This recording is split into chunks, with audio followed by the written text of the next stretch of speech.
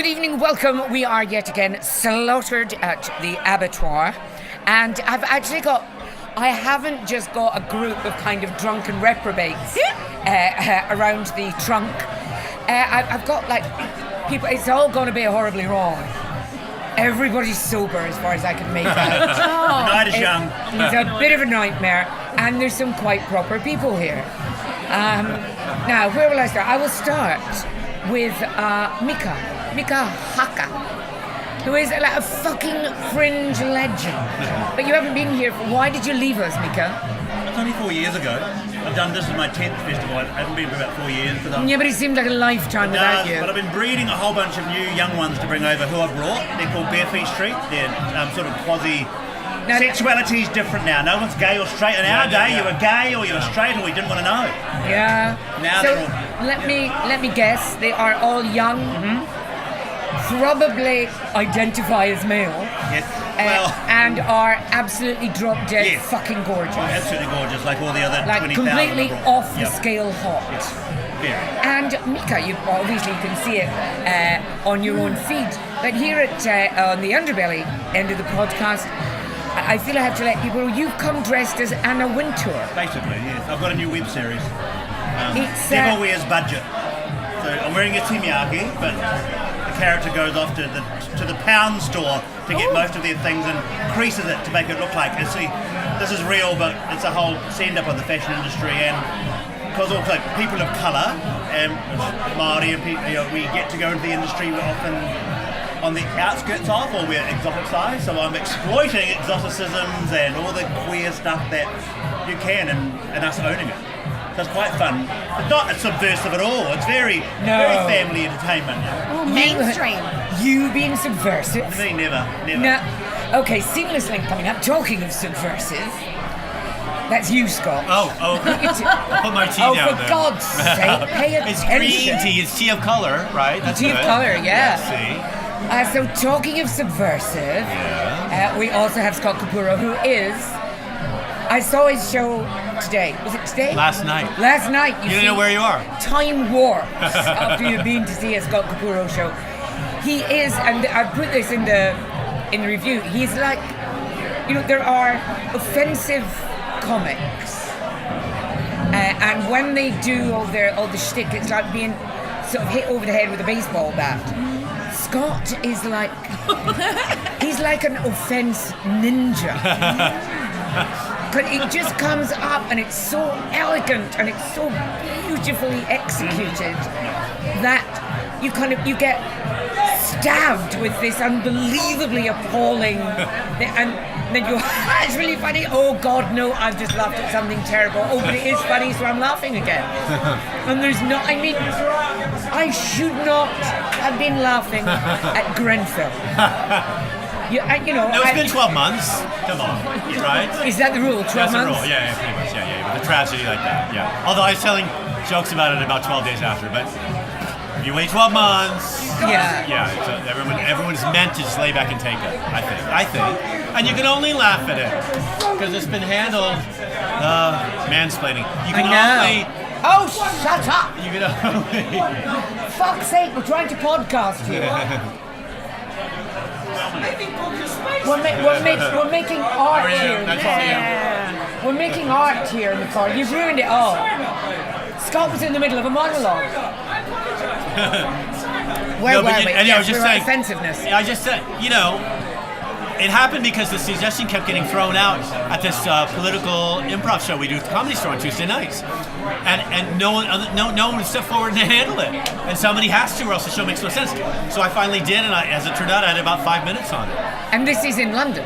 In London, and I couldn't tell the jokes anywhere else either than on that night when it was called out, or here. There's no way I would try most of that act that you saw in a comedy club because I have to have an audience where I have an hour with them. So if I lose them, I have time to lure them back. Because in a 20-minute set, there's no way you can approach stuff like that, or hashtag Me Too and Me Three and all that. You just can't. So here, that's why I bring the kind of show I bring here, where I feel like I can really reach out to them and sort of try to lure them in. It's just so beautifully done. Oh, thank you. Because every single line is kind of perfect, and so every time there's something that you'd go, oh, can't believe he said that. It's just so beautifully crafted. You go, that was dreadful, but so well written.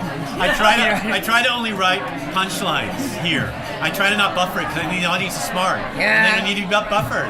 And Yeah. my friend David came and saw the show the first night, the preview here.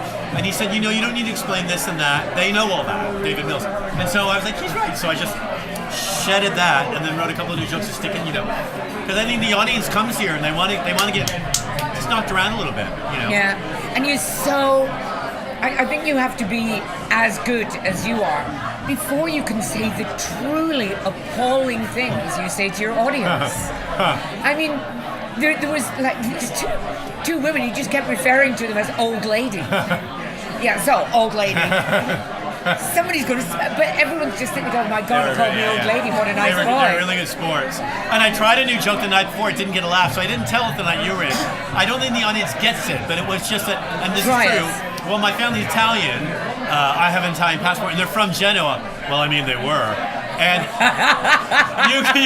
I did it on Sunday, and they're like, I don't get that. Because people don't know the bridge is in Genoa.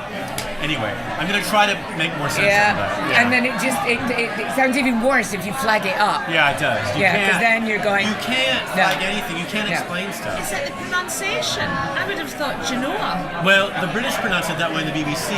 My father, whose family's from there, pronounced it Genoa, so maybe you're right. It's Genoa. If I say Genoa, I'll try it. I'll try it tomorrow. Sometimes it's just in the word. All right, you're right. Now then, these voices... the Underbelly was very, very, very insistent that we have some women on.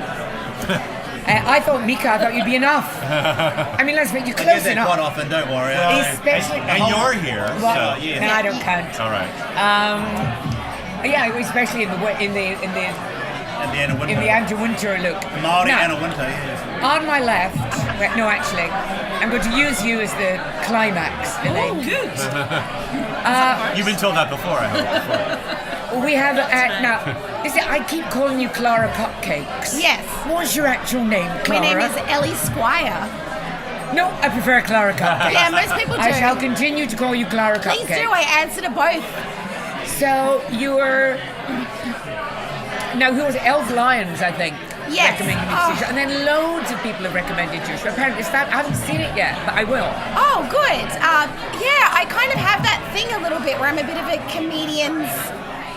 Not a comedian's comedian, I don't think that's correct, but a lot of comedians see me and then nobody else does.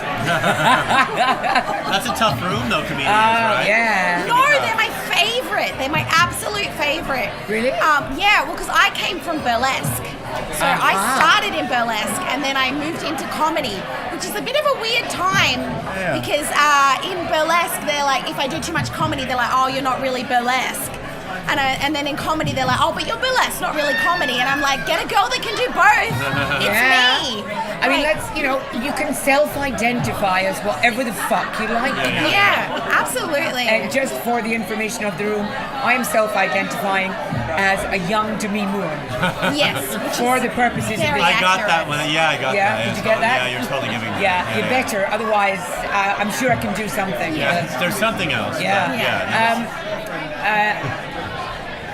I was going to no. Well, the thing is, the famous burlesque, one of the most famous is the woman Gypsy. Gypsy, yeah. But she was a great comic as well, wasn't she? So strange you say that. Yeah, she was really amazing. She was a real... Very funny, very raunchy. She came up through one-liners and stripping at the same time. Through vaudeville, right? Through vaudeville, and it's actually it annoys me a lot sometimes because the reason that stand-up comedy became a thing was because through burlesque in London. Through burlesque, yeah. They would perform alongside burlesque dancers, and that's where they got them in the material. They would have an audience, people would be there city girls, and then they would try their material out. And then as soon as TV came along, you can't put tits on the telly, so we were kind of back out on the fringes again. But I'm at the point now where people are like, so what do you do? And I'm like, I'm absolutely fucking everything. Come see my show. I don't give a shit. You see, that would sell it to me. Yeah. She's absolutely fucking everything. I mean, you're a cabaret performer, really, though, sort of? No. Oh my God. No. wash your mouth out with green I cheese, love Scott cabaret. Capurro. No, I do cabaret. I'm also a circus hula hooper. I do comedy. I do clowning. I do burlesque. I cannot make up my mind about what I like to do, Right. so I just kind of smash it all together. Please and hope that it tell works. me you're not Gaulier trained. Not at all. Oh, well done. Thank fuck for that. I did do one course with Dr. Brown Right. because I just moved to a new city and needed friends, and that worked. But I've never been to Gaulier. Not because I don't think it's great. I think it produces very good performers, but also sometimes I think those performers lose something, and then they all become Their a little. minds? Yeah, well that. But they all sort of have the same technique, and Yeah. eventually they get out of it and they create something different. But it takes a minute, and I don't want that. I mean, for all me. the kind of. You've got to be very, very good not to come out just with a ragbag of Gaulier tropes. Yes. Like, that staring at the audience with a hopeful look until they laugh. What? Yeah. I know. Yeah. Do you like performing in comedy clubs? Do you enjoy this? I do actually. I want to do it more, but because I do makeup and costume and stuff like that, and comedy clubs don't pay money, sometimes, unless I have something new to try out, it doesn't feel like it's necessarily always worth my time. Right. If I can be bothered. And not that it's not, but it's just sometimes I just can't be bothered getting ready for 45 minutes No, to do of 5 minutes in a room Yeah. to no one. But I do sometimes, yes. I think you always do your makeup and everything I before. do all of it. I do all, yeah. And I always have a photo next to me of my mother. Yep. After she died, because that's what I'm emulating, is the post-death Donna. Barbara does her Thing. makeup. Beautiful. Really? Barbara Streisand's always done her. She won't let anyone do her makeup. Really? She has She funny does it skin. herself? Yes. A lot of allergies. When she did Funny Girl, she couldn't. The makeup artist did a test and she did it, and her makeup was better. Yeah. I How like doing can- my makeup. Actually, How can she No, do it I with do those my own. nails? Yeah, I love it. Dita I Von mean, it Teese must does be. mine. I think they're the last thing that goes on, or that shoot out, or the nails. It's the Yeah. last thing yeah. Now then, last but by no means. Now, hands up, round the table. Who here suffers or has suffered Me. Oh, from pissing themselves laughing? we've all Wow, picked ourselves yeah, laughing. I Yes, think yes. we are. This is the woman. all right. What? Who pisses herself laughing? No, who can sort you out. Oh, I tell you, since I saw her show, I could crack walnuts with my vag. and that's saying a lot. Well, Kate's it's- Kegels are right in she, shape. on the face of it, trying to explain to them, there's a show in the comedy section of the program which is about pelvic health. And I will let Elaine, but nobody explains it. I've triggered myself now because I'm getting a flashback to something she does with a small rubber chicken. Oh, right. Oh my god. I'm going to have to go and lie down for a second. Elaine, explain yourself. I wrote a show about pelvic floors because nobody talks about pissing themselves and sexual dysfunctions, and that's my job. I'm a physio. I'm usually elbow deep in fannies at work, trying to. It's not your cup of tea, is it? And Don't knock it till you've tried it, Capurro. Don't knock The it till audience you've has tried jumped it. in the room. It's wonderful. Those gay men. I actually think that you're just on camera now. I don't think I've you're turned. I've told them to filming. go to the blog. I've turned that off now. I'll go Now with they've got to go to find the blog. because men have got pelvic floors as well, and it makes your if your pelvic floor is good and responsive, it makes your willy stronger for longer. And now There we go. look Now at how Capurro's interested you interested. are. Yeah. They do talk about pelvic floors at my yoga. Oh. Do they? They do. My osteopath does mine. What did they tell you to do? We just there's a couple exercises we do and they brought it up when we were doing it, and I hadn't really thought that pelvic floors, like you said, were non-gender specific, but they are, of course. So, And we don't tend to tell men that they've got a pelvic floor until they have a prostate that's messing about. Oh, right. Which is a shame because it's quite important for a guy's sexual function. And I've not met every man in the face of the earth, but I do believe that there is not a single man alive that wouldn't be interested in having a penis that was stronger for longer. Right. I think it's a Yeah, thing that's that pretty most common. of you Yeah, aim that's- for. yeah. Is that Did you fair? say it can help Universal. premature ejaculation and Yeah. all sorts of stuff? Yeah. Ever been a problem with you, Scott? Why are you asking me that question? Because you're the well, no, you're not the only one with a penis, but you've been around. Yeah, I've rolled this thing around. No, I'm still all right. I can brick, and I can still do the whole. But it gets obviously. Oh, I'm sweating. My husband is 18 years younger than me, and so there's Why are you quiet? Why are you looking at me quietly like I thought I'm paying attention. This is my work. She's doing some active listening. Yeah. No, it's fine, but of course, everyone needs. But the show is so. It's the only fault that I could find with the show, was that she's trying to help people who suffer from stress incontinence. But the show is so fucking funny that she's undoubtedly the primary cause of stress incontinence in Rose Street at that hour. Oh, right. It's a job creation. Do you tell stories of your experience with people? Is that? Yeah, that's how it came about, because I had a patient in Glasgow tell me a story about her pissing herself on the doorstep, and it was so achingly funny because she was funny. And I said to her, "Can I use that?" I had a hobby of stand-up, so I said, "Can I make a set out of that?" And I wrote 5 minutes, and then 4 women came up to me in the comedy club and said, "Oh, me as well," and me too. Hashtag me too. All right. And I thought it was really interesting because women don't go to their GP about this stuff. Guys don't go to their GP for At anything. all. Yeah, they're terrible. Ever. But women are really embarrassed to talk about this stuff. But it's a shame because most of it's curable. For stress incontinence, it's got like an 85% nearly cure rate. Wow. And for premature ejaculation, pelvic floor exercises can fix that in 3 months. Really? Yeah. What's that? Premature Oh, ejaculation. now Mika's interested. Because my osteopath, I had that thing where I've got to go to the loo, you know, that thing that men get. A year and a half ago, she did this osteopath thing under me. I no longer have that urgency, and I went, "Mother, didn't I do this 10 years ago?" Like, Yeah. it's bizarre. It's amazing, And she isn't just, it? they hardly touch you. Yeah. It's like, you're like, and I'm like just going, yeah, whatever, and I get up, oh my God, I'm not panicking to go to the toilet. Yeah. And nothing like those undergrounds in London when I had those days, running around looking for a loo. But I mean, now they don't actually want cures because they can sell tenalating. As long as women keep pissing themselves, they can sell tenalating. I have opinions. Oh, dish, come on. Well, I've been speaking, I've gone all political about all this stuff. Good, we like political. No one in this room is into that. Let's go. So I've been speaking to Holyrood in Scottish Parliament, and in Westminster there's some friendly MPs that are interested in trying to get continence pad manufacturers to put health promotion on the products. So the Scottish pad contract for the NHS is up in 3 years, so they're open to the idea of making it a condition. It's going to go through some hoops, but in return then we could give them a tax break, because if every single person that was using a pad had information about drink less caffeine, do your pelvic floor exercises, for fuck's sake don't put up with this, like it can be made better, then that's targeting the market. That would be quite good.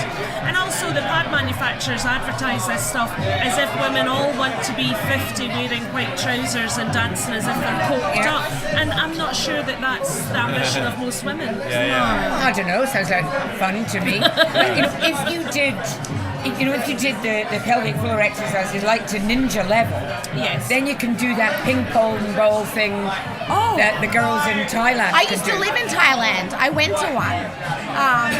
It's kind of both impressive, but also they look very bored the whole time. No showmanship at all. But are they not maybe just concentrating? Possibly, that might be true. It was they were shooting like blow darts out and then taking razor blades out. There was one in Phuket that had live birds, and that was when I was like, no, thank you. Wow. No, thank you, I'm done. Now that I want to see, really. Oh yeah, a live bird out your pussy. Like a budgie. But a budgie in your pussy. Well, at least look at the I subtitles. saw a pretty cat creeping up on At least it came out alive. You see. I used to have a budgie that would go in with cleavage. I actually thought. Yeah, but to be fair, Elaine, it's a massive cleavage. Yeah. It was quite a small budgie. It's not still in there. He said a cockatoo. That's a good yes. Hilarious. Always thinking. Are a lot of women coming up to you at the Fringe in Kentucky? Do you have to eat show now as well? No, because they've got to get out because there's a show in afterwards. Oh right. Oh, Or they gotta pee. So they gotta Yeah. And she's on like the 8th floor and it's all stairs. Oh, right. No, I know that venue. No, you're way up at the top. Yeah. There's like the air is thin up there. I saw a show up there. It's very warm up there.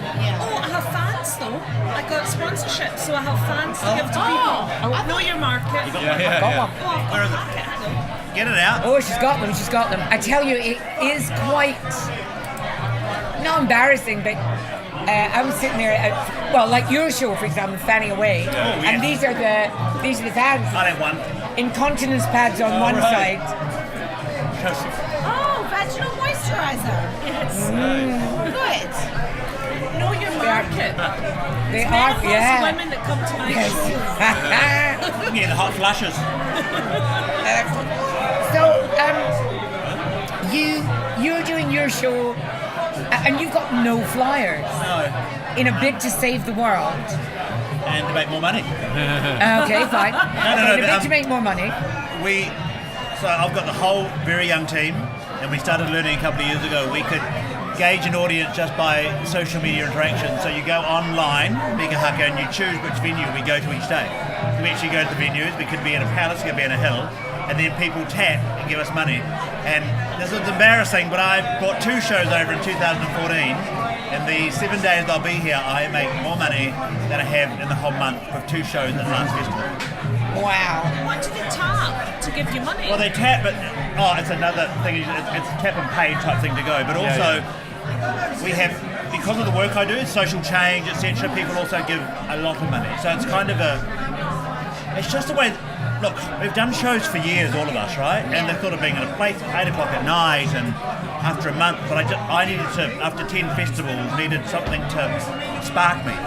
You know? And these young ones are great, and they've got that energy, and they'll come back next year and do a show. Yeah. But if they can bring that as well, there's just other avenues and. Because it's in a different place every day, according to what the audience votes. Yeah, there they go. Where do you want the show to be?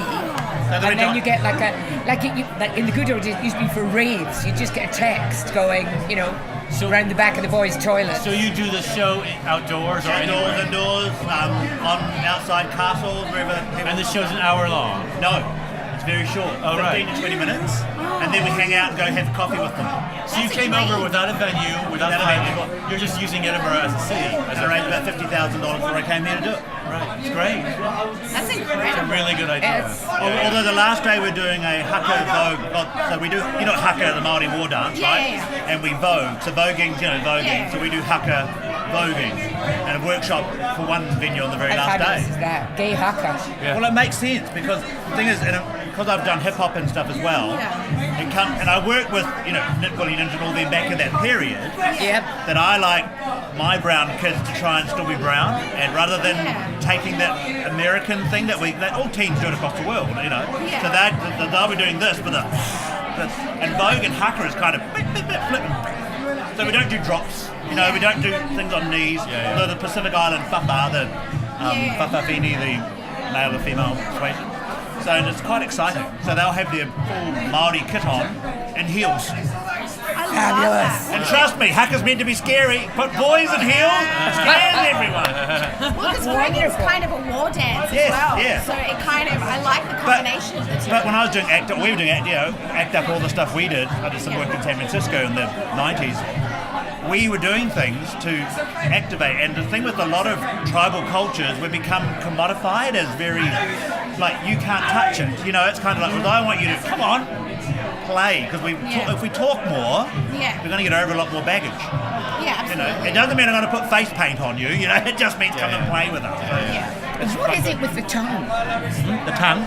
Well, the men do the tongue, the women do the lips. The women they put their lips up in their eyes, and it was really to do more with, because in the haka, it's death, but it's also sex, so generally cunnilingus. So if you're a lesbian, you may well have done that. But it's the men generally do it for that obvious reason. I see. So there's some really beautiful sexual things, and my book comes out in a few months with the biographer from New York. I actually wrote a whole bunch of stuff around tribal sexuality.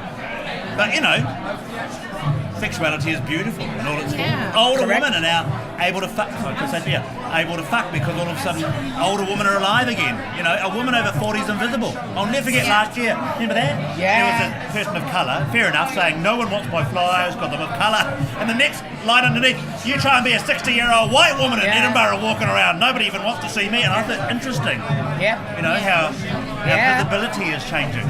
That's partly because of the advances in medicine as well, because you can get vaginal estrogen, so these women aren't all like pruned up down below, and so a 70-year-old woman now is not the same as a 70-year-old woman in our grandmother's day. No. They expect to be having a lot of fun, and they expect to be juiced up. Like in New Zealand at the moment, I'm making Carmen was New Zealand's first Māori drag queen, so I make the film early next year. I'm now allowed to cast a Māori queer actor or tranyo to play that role. Even 3 years ago, you would have had to get a straight person. I mean, look from where we started years ago. We got any gay role as a gay person. Oh my God, you know, and this whole world has just changed. Only women can write women's scripts in New Zealand for funding. Wow. You know, Māori, you know, we no longer have, you know, the white straight man coming into... Well, what's a woman's script, though? What does that mean when you say that? Well, it means if it's a woman's story, if it's a woman must be leading the project to get money in New Zealand. All right. I love it. What do you think about, there's a lot of hoo-ha, Yes. I'm just using a technical term, about Jack Whitehall playing the gay guy. Yes. Well, I mean, Jack's great. He's very creative. He's very smart. I don't see... He's an actor. It's fiction. I don't see the problem with it. I think people make what they want to make. Yeah. I thought that was why it was called acting and not just exactly. being. I totally agree. Whoopi Goldberg, didn't she? She wants to play Shakespeare and she's black with dreadlocks. She can. You know, so it's that. I think when they talk about where there's money involved, when you get a lot of money in New Zealand to make films. Yeah. So I think it's to do with that. I saw that horrible woman, that English woman, the blonde one, who writes for the Daily Mail and stuff. Katie Hopkins. Talking today online about Iris Elba being chosen as James Bond, and she was saying that it's not right, that he's not a black person, he's a white person, he's scripted as a white. And she goes, I don't want to repeat it, it was so unpleasant and so dim. And she went on and on. And I think people forget that it's fiction. That it's all made up. It does depend how true you want to be to the books. Of course. Yeah. In the books. But the books have been rewritten many times. I met one of the writers on Morning Chat that I do, and he's the new Bond writer, emulating the style. Yeah. So they've just moved on, and so is the culture. And unless you do, I mean, believe me, I'm sure they'll still make him a sexist, nasty piece of work. And then a black guy shouldn't really be any different at all, really. He just happens to be. Idris would be a nasty bit of work. He's lush. Yeah. I'll get him. High hopes for him. Oh, yeah. He looks like the way cologne smells. Oh. Just... But they're actors, and it always makes me uncomfortable when actors have to come out and defend a role they've been given. Yeah. And what they have done is auditioned for it and been lucky to get it. So just let them do the part and then see the movie later and then decide, you know? It's not the actors, it's the producers. It's actually the money people. I mean, no film's made without money people. It doesn't matter how good the actor is, it's money people. Maybe they like the press. Maybe this is good for them. I don't know. It's selling the film Idris already. is terrible in the the Virgin adverts. Did you not do the Virgin adverts? No, I haven't seen. No. Is he bad? Or is it Sky? Is it something? I didn't like that. Right. But is it Sky? Is it Virgin? Anyway, moving on. You've gone. You're all over the place in terms of venue. Yeah. You've gone from free to paying. You've gone from paying to free. Well, I'm pay if you want. You can buy a ticket online if you want to assure yourself a seat, like on the weekends we sell it. Or when you go, you can pay or pay more. Yeah. It's still just like hybrid. free fringe, but you can pre-book if you want. You can, yes. And you're paid. Is Paid. this your first year here? It is, yes. I did come over last year and did a split show with Chris Turner. There was just like a daytime, like one of those AAAs at the front of the Fringe that people just go to because they're lazy. And that was free Fringe. So I kind of have gone from free Fringe to paid a little bit. Yeah. And I'm pointing at Elaine now. Are you enjoying this, even though you're in, thin air and whatnot, only the very fit You've got no disabled access. No, I know, and that's Yeah. That's a problem with that venue. It's Yeah, I have friends who can play up there, the bridge. Yeah. And I think it's been a problem. And I've had, there was a lady got in touch on Twitter to ask if she could come, if there was a way we could make it work because her partner was a full-time wheelchair user. It's just not possible. So I thought there was a death penalty for having a venue that's unless it's a non-disabled listed access. building, in which case Edinburgh is a bit stuck. Right. Yeah. They are looking at it, but it's. I mean, it's are you not enjoying being in a Big Four venue? I'm having an absolute blast. Like, I know it's supposed to be hard work and everybody's supposed to be full of performance anxiety and things, but I'm just. Well, the show's sold out, so that makes life a lot easier. Because if I'm having to go in a flyer in a 5-foot fanny in the rain, that's not fun. I've decided. It's not so bad at the Royal Mile, you can get away with it, but because the venue's on Rose Street and you're getting passed by accountants on their way to work and they're just like going to piss off. And because I stay in Edinburgh and my husband's one of these guys in a suit going into work getting annoyed with all the tourists that he's tripping up over and 4 or 5 Mary Queen of Scots and a haggis past him in the street and he's just... They call it Festival Winch if you live here, yeah. There's a show that's on at the Underbelly, and I was asked to go and see it. It's called Queen Cunt. Oh, I need to see I read that. what you wrote. I thought it was going to be like, whoa, bitchy. I thought it was going to be like Scott Capurro in a frock. Kind of bitch fest. That's and next year. And it's on, I'm looking forward to it already. And it's on at like midnight, and I was like, this is going to be, woo, get in. And it's kind of like 1980s agitprop.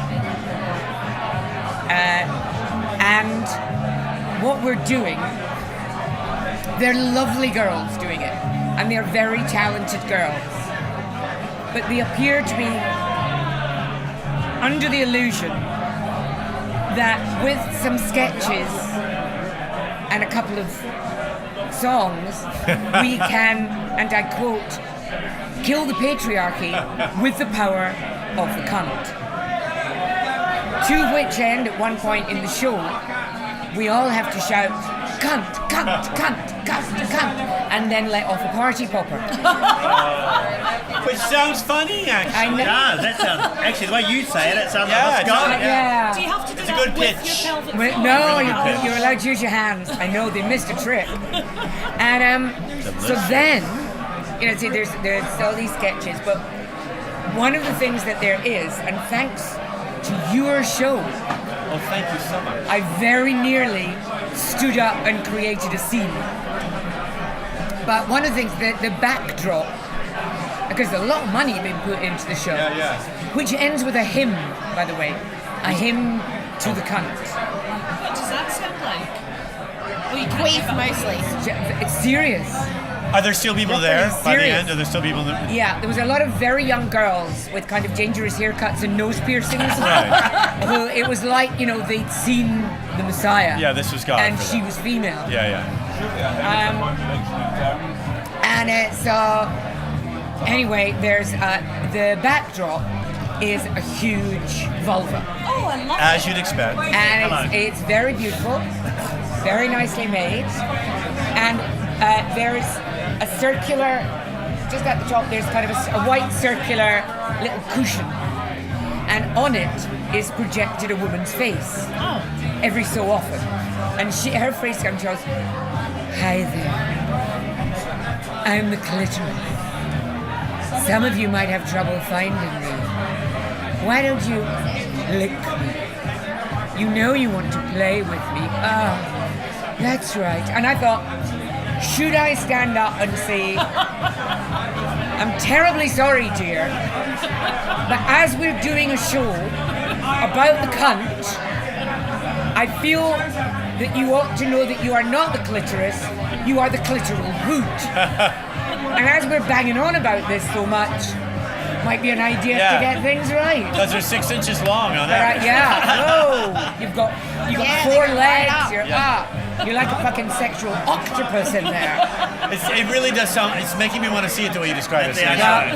Yeah. No. You should because And we're trying to put an end to period poverty, which is a wonderful thing. Namaste. And that's fantastic. But they're trying to do it through, you know what a moon cup is? Yes, I have one. Right. It's my drag how much name. did it cost you? Postage. I actually got it for free. There was like some weird promotion. Wow, because I've been trying to get. It's like a little thing, like a diaphragm. Yeah. It's like it's like a thimbly thing, and you shove it over your cervix. when you're I having know a what it period. is. And the blood collects in it, and then you take it out, empty it, wash it out, and shove it in again. Yeah, So it feels like it's- you've done a murder every time. You're like, But you've got So to get. Scott has gone quite pale. Just drink your tea, Scott. I had Drink your tea. So. no, I had some red hummus with my fish. That keeps coming back up. Anyway. Yeah, beetroot salad. Oh my God! no, Jesus! So, You invited me here to torture me anyway. I Go know. on. So I tried to get them to take them out to Kenya for women out there to help, end period poverty. Yeah, moon cup. But they're like 20 quid each. So I can't afford them. Yeah. So I don't understand, unless the companies give them for free, which they don't, how that will end period poverty. But, the girls are very talented, very beautiful. I saw the photo, and they look good. And they're unitards, right? Yeah. Well, now the unitards come off. Oh, There's about 6 costume changes. right on. And a certain amount of breastage. But in a political statement kind of way. And were you just turning inside out, crawling under your skin the whole time, or was I'm there anything ju- about it that you found redeemable? Anything about any? They are talented, and they are very sweet. And I just think it was. I remember 80s agitprop where, people would come on in the unitards and kind of go, "War is bad," and spit at the audience, and that was like, "Hey!" Yes, it is bad. And yes. it's kind of like that, and you. Well, a and bit I- act uppy, like what you were saying I just earlier, thought, right? it's lovely, and I have to say, Paul Mayhew Archer was sitting in the row in front of me, and at the end I just leant forward and I said, "It's not exactly the Vicar of Dibley, is it?" But there were like this group, maybe like 8 young girls with dangerous haircuts Loving and it. loving it. Yeah. Like, I don't know, maybe they're hearing all this stuff for the first Yeah, time. could be. Quite often, I Publicly, think yeah. that's the case with a lot of these shows. Like a In lot of which shows case are like that's feminism. tragic. Yes, and people just haven't heard it. But also, I'm thinking, I tell you what, I'll take you to Kenya with me, to a slum, Yeah. and you can tell all this to the women there. And then, do you know what will happen? The men will kill you, and then the men will kill the women. Yeah. But at least they'd have died informed and empowered. Yeah. But, it's not any use at Because the you world's say because they're biggest preaching to the liberal arts converted. festival. Yeah. I have a bit of a problem with like monetized hashtag feminism. Like obviously feminism is so important. I'm a feminist. I love it. But if you're using it to sell a product, even if it's your show, I find that a little bit odd and maybe a little bit off. I don't know. What it They're is. sponsored by. It's not Lunette. Is it Lunette? Yes. Yeah. The cup.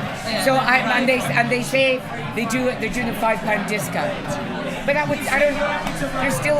Is there man shaming going on in it too? Do they man shame? Yeah. Oh, a lot of man shaming. But I also thought, look, if you're feminists, kind of let's all shout cunt together and feel empowered. Let's done the fucking vagina monologues years ago. Yeah. And I hated the vagina monologues as well.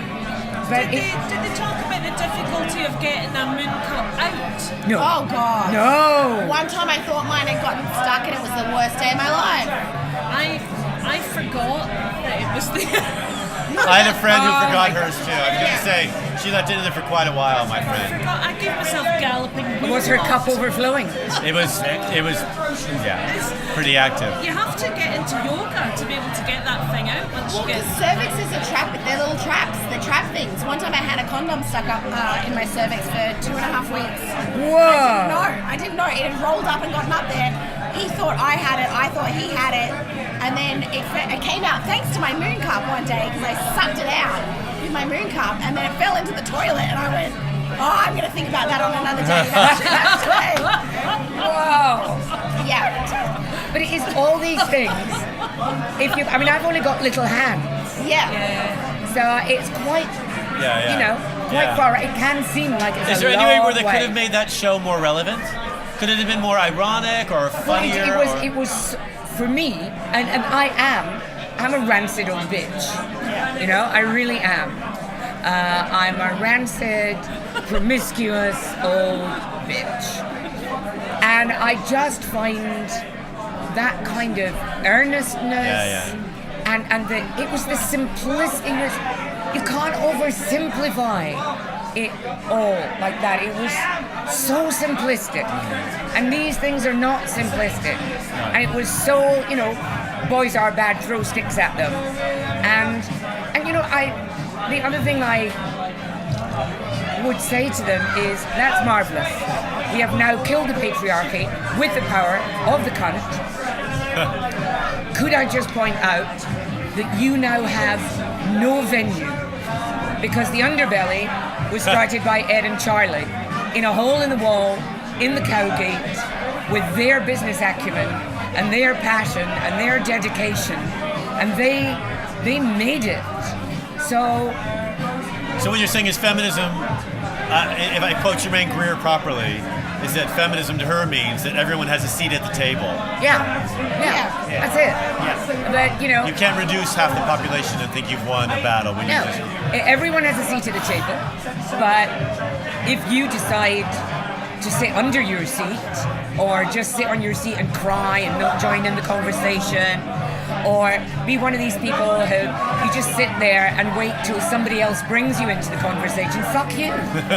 But they're not doing that. They're feeling like they're actively trying to pursue some sort of concept. But are they comedians, or are they singers or actresses, or what is their shtick? What is they? They're really very talented performers. All right. Actresses, they sing. There's kind of dancey bits. All right. One of them does. I had no idea why. A very, very good impression of Frida. What's her name? Clara? Yeah. Which she's amazing, and her life story is unbelievable. And if there was a play around about her, I'd love to see it. But this was like a little sketch, and I'm not quite sure what the point of it was. But this girl went off, and then came back on with the kind of Mexican floral headdress and the pencil moustache and the you bring tondoleo, much beads and many bangles kind of accent. And it felt a bit, I really want to go now. Is it till the end? I think it's the end of the world. It's till the end of the planet. It's 1:45 midnight, and I would love to know what you think. I'd love to. Yeah, I'm going to go. I would love, because I am self-aware enough to know that I could be wrong, but I doubt it. It's just... You're never wrong, it's your opinion, you're a critic, it's your perception of something.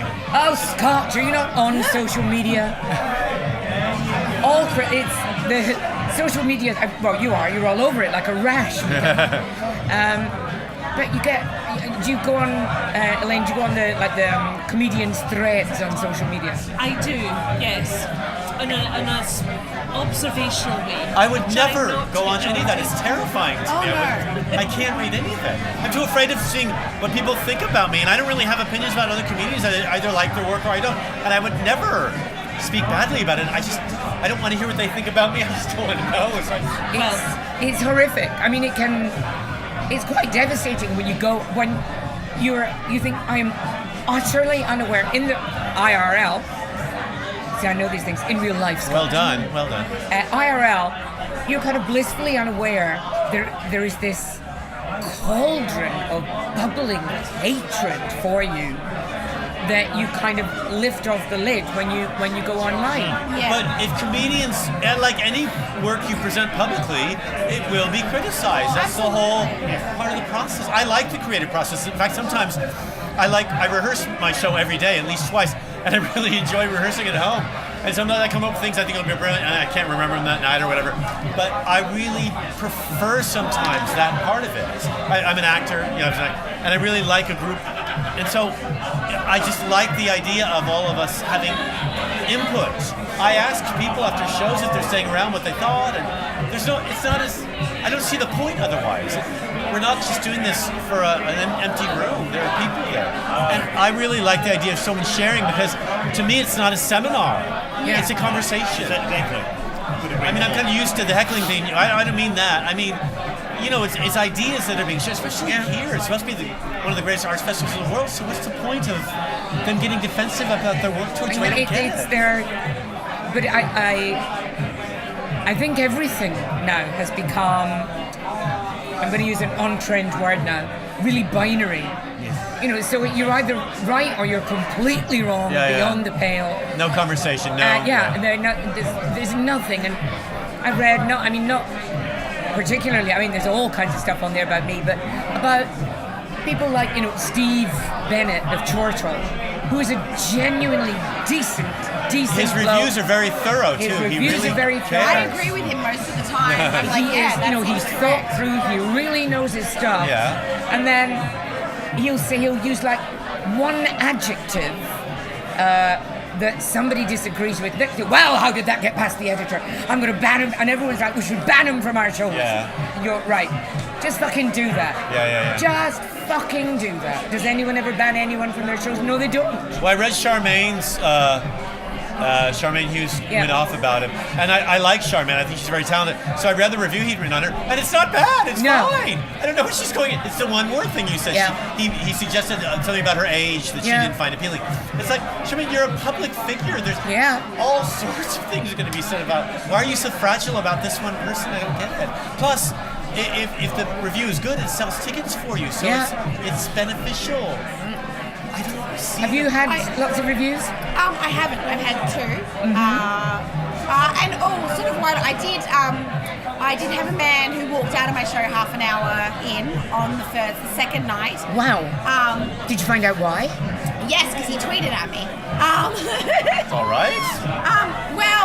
So he was a media person at Fringe. He was doing a podcast actually, and he tweeted at me that he hated it. The show's called The Worst, which was a risk of a title. Mostly it's paid off, but he hated it and was just very cruel about it. And I sort of said, well, I'm sorry you didn't like the show, but maybe just don't tag me in it. Like, that's fine. Like, You responded. Sorry? Yeah, I was like... oh my God, we block, eliminate immediately in all our social... No, we don't respond to things with all the bullying and suicide stuff with an artist. There's a massive amount. So one of the What things... suicide stuff? It's New Zealand's got the highest suicide in the world for 15 to 23-year-olds. I'll be working in suicide. Do they know why that is? Well, one of the things is the amount of social media trolling and all sorts of stuff, and the access and the bullying, subliminal bullying that we as artists take daily. Yeah. The one that I actually worked on it for 3 years now, my own foundation, my own charity, that's my work I do outside of this, and one of the things we've learned very successful is not responding, blocking immediately. Yeah. So I've been saying that to artists as well, because when we engage, anyway, thanking or hating, I'm saying this, anyone's listening really, sorry, as if that blocking them doesn't engage them any further. No, well, you don't think there's any positive in... None at all. No? Zero. Absolutely zero. Because the thing is, we're engaging in their thought. We're artists. We're creating something. How they feel or think is their thing, not out. But I'm just saying it's interesting. And he was absolutely not allowed to like the show. That's fine. Yeah. It's an odd show. It's about an octopus trapped in a video game. It's a weird. Now that's time. sounding intriguing. Yeah. It's quite hard to explain, but he didn't like it, and that's fine. And I just said, look, it's okay if you didn't like it. Just please don't tag me in it because that's quite cruel. And he was like, oh well, I didn't like it. I could be wrong, but I'm just giving my opinion. And then I blocked him. I said because I remembered him from last year, and he would sit in shows because I was watching a lot of shows last year, and I remember him sitting in shows and being quite awful in them. During the show. Just kind of like a lot of like frowny face, like staring, and just like and you could see like when those people are in because the performers are just constantly looking at them and trying to like get them on their side. Because who was it? Someone said that one person like that can be like a cancer. Oh yeah, absolutely. And it's all you're thinking about when you're on stage. It's so difficult. And the whole room, especially if they're near the front row, it everyone just starts to get nervous and tense, and they're not thinking about you anymore. No, instead. and in a small venue, you can, like mine, you can see them. Absolutely. And so then what happened was, and he was an accredited media person, but he didn't. If he'd given me a bad review, fine. If he was a punter and tweeted me, fine, not a problem. But he kind of did neither of those things. Yeah. And then he continued to tweet about my show, but hashtagging me. And He's goading you. He's trying to get yeah, so I blocked him, but then I just thought he had this vibe about him, so I went back and looked, and then I just reported him because I think it's very unprofessional. At that point, like, Should we name and shame? No. No. Okay. That's the other thing. You actually don't name and shame because then they're winning again. I Exactly. would have, once upon a Okay. time, I would have gone blah blah blah. But sometimes they're trolls. No matter how you look at it, they feed off it. It's quite fascinating. Right. We forget how some of Yeah. these people. This is their life to troll. It's actually quite interesting. So And I you did felt a lot harassed? of work I on this. did feel harassed, and it wasn't. It just for me, it felt Yeah. unprofessional as someone who was like if he'd just given me a 1-star review, fine. Yeah. Like that But happened. he kept bringing it up again. He kept bringing it up. He kept being like, "Oh, well, I saw this great show tonight. Only one real walkout. At least it wasn't #Clara Cupcakes." And I was like, and then Fringe called him unprofessional, and it That made is me so really- happy on the He inside. fancies you, block him, get rid of him, Sounds move like on. that. I your think friend you're is right. Like we've all seen It's a it, we've fancying all- thing, I think. He wants that attention, just get rid of him. Right, My next need- subject, we're not giving you any more No, time. Now, do you get? I mean, are there people who are upset by you talking about your undercarriage being like, and I quote, "pishy mince"? Well, originally it's fine now. It's like a bulldog clip now. It's all right. I've only had. I'm interested to hear you talking about trolls because I've not had that. I think because it's like a health thing and generally women are desperate for information. Most of what I get is just like love and loveliness, which is Me nice. too.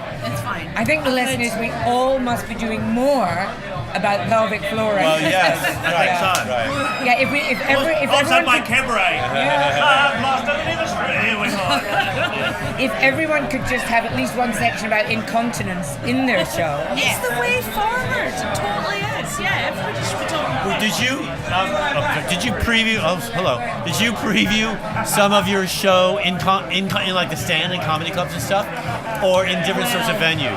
No, because it doesn't work. You can't really get up after, young white guy with his skinny jeans halfway down his legs, talking about how clever he is because he's recently masturbated, and then start, women's fannies fall out. Ha Yeah. ha ha. It's really hard to make. So how that did you work. find an audience that knew about you, knew how to find you, could attend your shows and all that? How did you promote it? Where did you do it? Because it's so the first year I did it was a lunchtime thing in a basement, and because I'm local, I emailed round all of the playgroups and nurseries, and women are desperate for the information, All right. so they came. So they all dragged their drooping fannies along down to Leith Walk.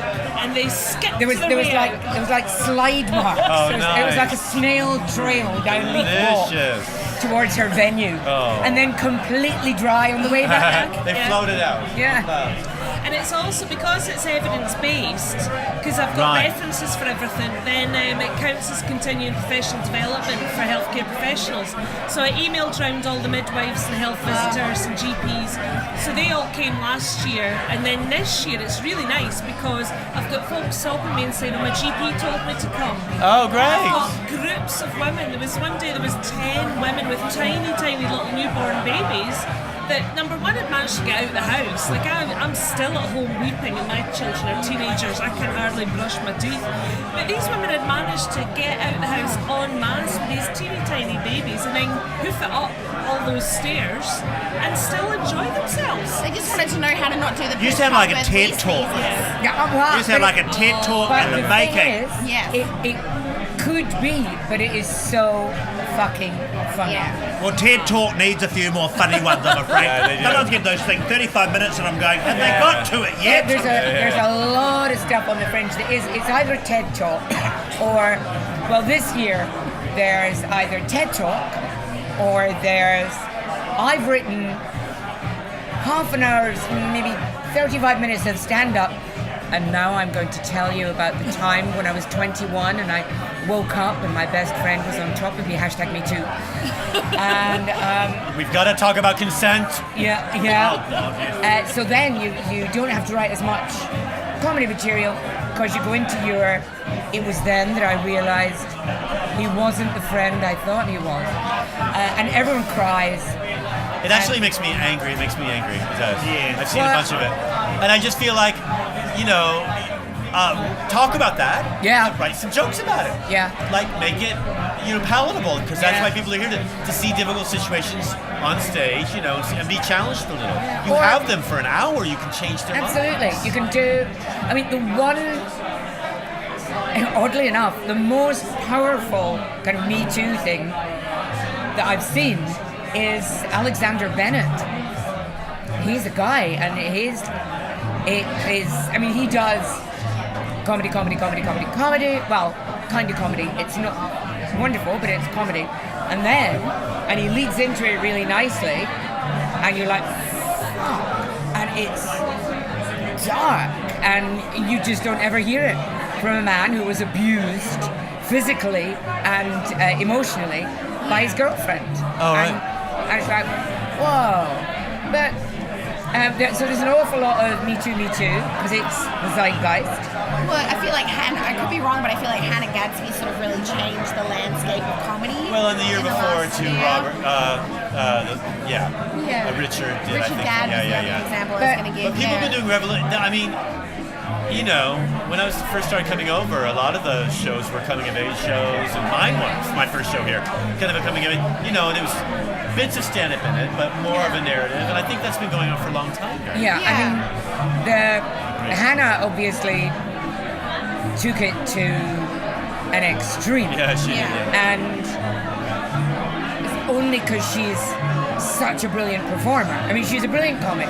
She's a brilliant writer. She's ferociously intelligent. She's a good actress, too. And she's a good actress, and she has a massive following. And that following went to see her. Yeah. If people who were not already Hannah Gadsby's devoted fans went to see that show, they'd be going, what the fuck is this? I mean, they'd want something more traditional, stand-up or something. You don't want to be a stand-up, fuck off. I did have one friend that saw Nanette that was like, oh, there was no jokes. And I'm like... And it's, that's fine. Yeah. I don't think it was stand-up comedy. It was something else. It was some kind of performance So art. perfect for here, in a way, because It's some kind of performance art that it definitely took somebody of her capabilities and, the love she had built up, from her fans. Yeah. I kind of felt, I saw it up here in Edinburgh, and I bumped into her just afterwards. I went, what the fuck? You might have told me that I was your problem. So I feel terrible now. I've been going along every year going, yay, 5 stars, Hannah Gadsby.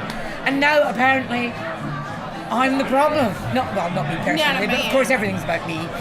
Yeah. And she did, I think the danger was that she made a lot of very mediocre people think that they could do that kind of show too. It's a very specific kind of thing, yes.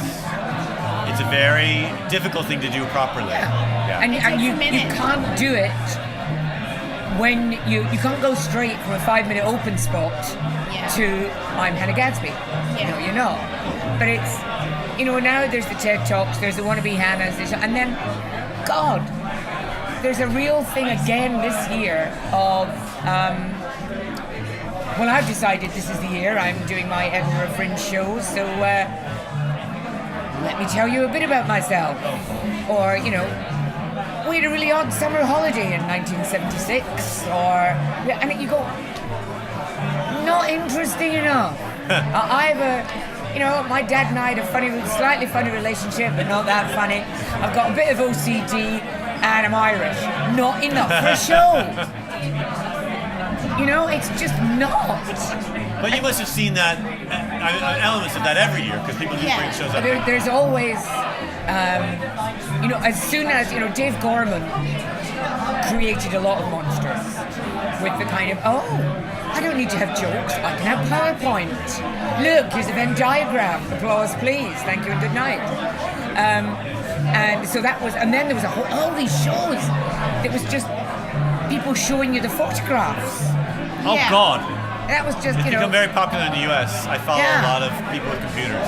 And here's me doing this, and here's me doing this. And then there was a lot of, this is what I did in my summer holidays shows, and then we got the year of my heart attack, oblique stroke, little finger amputation, oblique stroke, tonsillitis bout, and you know, just kind of the people who started it off again had big stories to tell. But by the time it all kind of trickled down, people, I had a raging cold sore and it lasted 2 weeks. So I thought, it's my Edinburgh show. But you know, you've never gone down the... My very first show when I came over was sort of a coming of age thing in '94, but it had, like I said, almost a stand-up in it. And I tested it. I'd done it a lot in California, so I thought to myself... You're the highways, weren't you? No, it was Josie's Cabaret and Juice joint. Josie's Cabaret too. Yeah. And I thought that I'd found what I needed, what I thought was funny enough in it.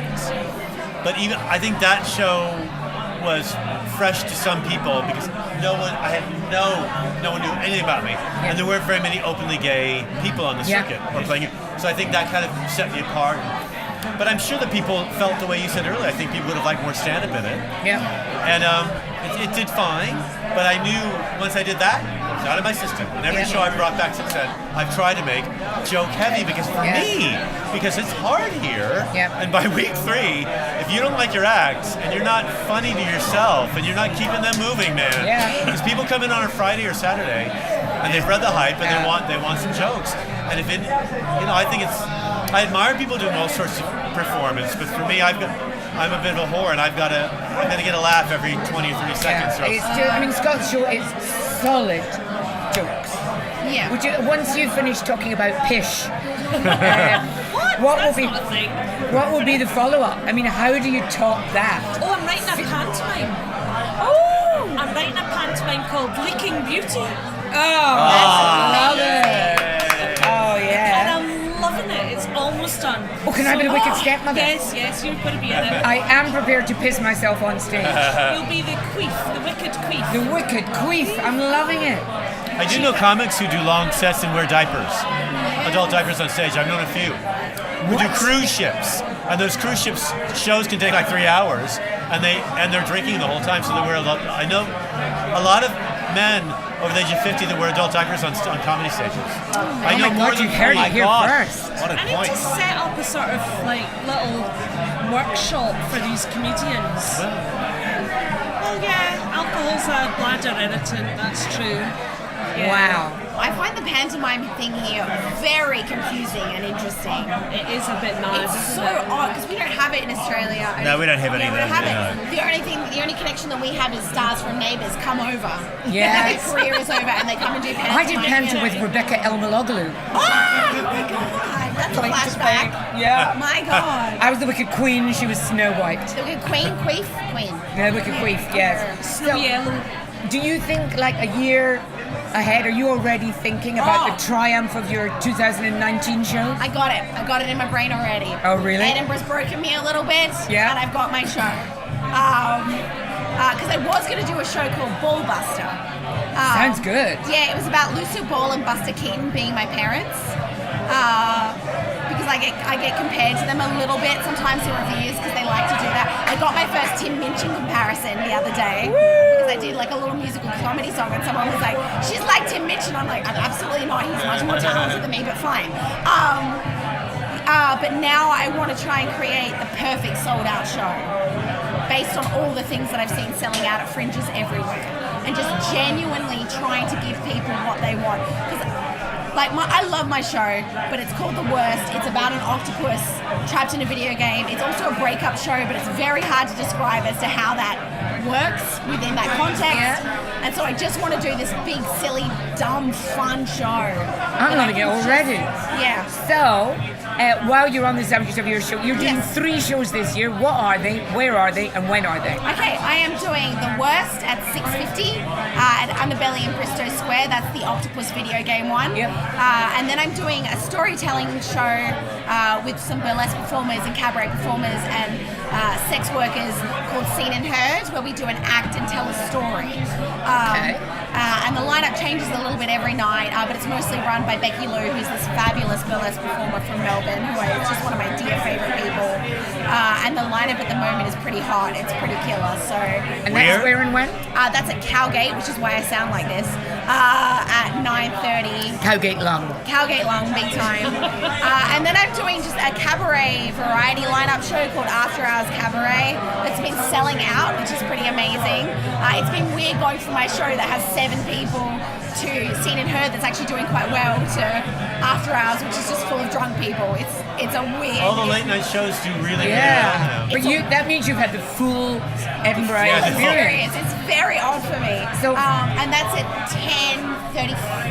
No. Yes, 10:35 at Underbelly Bristol Square from Thursday to Saturday. It's Awesome. probably already sold out. I don't know. Now, for those of us who pish ourselves, where and when are you on, Elaine? Gusset Grippers is on at 4:45 every day at Rose Street Theatre with the Gilded Balloon. And you give away freebies, you give away I've rather got- excellent loot. Everybody gets loot and little right. mirrors to find. I've got some for you.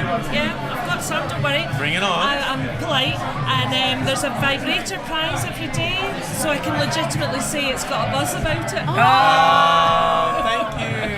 Capurro. I'm Where, writing when, what? Oh, I'm at Boteco every night at 9:20, and I think I'm thinking about writing a show called Over the Rainbow about what San Francisco's become. I think the British have a real affinity toward what San Francisco was. Yes. I think it might be interesting to talk about what it's like, 'cause I still live there part of the year. You should go and see a show by a guy called Sid Singh. That's exactly what he's talking about. He's talking about the tech billionaires. Yeah. And the billionaire industry destroying San Francisco, the whole Bay Really? area. And what's his name? His name is Sid Singh. All right. He said like racism is on the rise. Oh, it's yeah. Is he just- from that area? Just Yeah, in- he oh, lives right. there. It's things like how the tech billionaires say, oh, we're bringing 100,000 jobs or 500,000 jobs into the Bay Area, but they build 100,000 homes. Yeah. So homelessness goes up. All the ethnic communities get pulled out. I mean, Yeah. I used to live in a black neighborhood and I don't anymore, so. I've been in San Francisco a lot because some of my best friends live there, and I visited over the years, and I just went back this year and had the weirdest experience because my friend works for this big events planning company, and I went to the VP of Tesla's house with his boyfriend Jeremy, who was just and eating this fancy cheese, and they have bloody goddamn pony skin wallpaper and this huge house, and they just put $3 million cash down on another house. And then we went and called the bar, and I saw a woman drinking a pint of Haagen-Dazs while her partner shot up heroin. And that was I feel like that's a really good analogy for San Francisco at the moment. I There's think a lot of desperation there. A lot. I want to see that show, Capurro. All right. Yeah. Yes, ma'am. And Mika. Now this is going to I'm be the complicated. easiest of all. You just go to Instagram, Mika Haka, and choose where we see you, or not see you, or maybe see you. And what are you doing when we see you? Haka Vogue. Haka Sexy Māori lads and cis whatever we are these days. How many shows a day do you do? About 4. Great. amazing. And the good thing about taking these fresh Edinburghites, they're going to I won't name the venue. You know those venues that you don't touch anything on the table that looks like liquid, but there's no Yeah. bathrooms around. Yeah, so they're going from there up into around here to just everywhere, so they know before they come next year they won't freak out. Yeah. But unlike us, we've been going for decades, but these new ones, and I think what I love this festival, arts are changing as well, and so how young people are seeing the arts are quite different. So trying to get them to have their own truth is a challenge. Yeah. There's a lot of, I've got to be like that, I've got to be like, whereas we are fabulous that we can just say, we've been going so long, you're lucky we breathe. And with that, ladies, gentlemen, and absolutely everything in between, good night. Morning, good morning. Morning.